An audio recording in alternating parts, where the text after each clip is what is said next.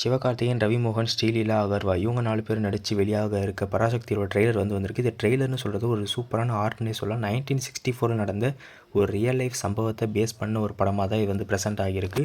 இதில் சிவகார்த்திகேயன் கேரக்டர், அப்புறம் அவரோட தம்பி அகர்வால், இது ஒரு ஃபேமிலி கனெக்டாக ஜாலியாக தான் ட்ரெய்லர் ஸ்டார்ட் ஆகுது. ஸ்ரீலீலா வடநாட்டிலேருந்து இங்கே வந்திருக்க ஒரு ஹிந்தி பர்சன்ற மாதிரி தான் காட்டுறாங்க. அவங்கக்கிட்ட ஹிந்தி கற்றுக்க போகிறாரு வேலைக்காகன்ற மாதிரி சிவகார்த்திகேயன் போர்ட்ரேட் பண்ணுறாங்க. ஸ்டார்டிங்கில் இப்படி தான் மூவ் ஆகுது. அதுக்கப்புறம் ஒரு நியூஸ் வருது, ஹிந்தி முக்கிய மொழியாக மாற்றுறாங்க.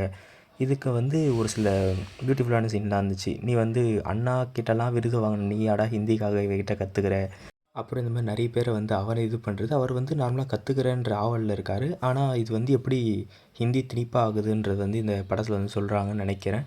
ட்ரெய்லர் அவ்வளோ அழகாக ப்ரெசென்ட் பண்ணியிருக்காங்க. அதே மாதிரி இதில் எதுவும் பிரச்சனை வரக்கூடாதுன்னு ட்ரெய்லர்லேயே ஒரு டீட்டெயிலும் சொல்லியிருக்காங்க. நாங்கள் ஹிந்தி திணிப்புக்கு தான் எதிர்ப்பு, ஹிந்திக்கு எதிர்ப்பு இல்லை, ஹிந்தி பீப்புள்ஸுக்கும் எதிர்ப்பு இல்லை, ஹிந்தி திணிக்கிறது தான் எதிர்ப்புன்னு ஒரு சூப்பரான கருத்தை ட்ரெய்லர்லேயே சொல்லிட்டாங்க.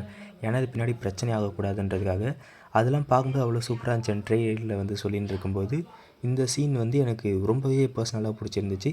ஒரு போராளியை தான் இந்த படத்தில் சிவகார்த்திகேயன் அப்பியர் ஆக போகிறாரு. அப்புறம் இன்னொரு விஷயத்த சொல்கிறார், சிவகார்த்திகேயன் இந்த படத்தோட கிளைமேக்ஸில் செத்து போவார். யாரும் ரொம்ப எக்ஸ்பெக்ட் லெவல்லாம் போகாதீங்க.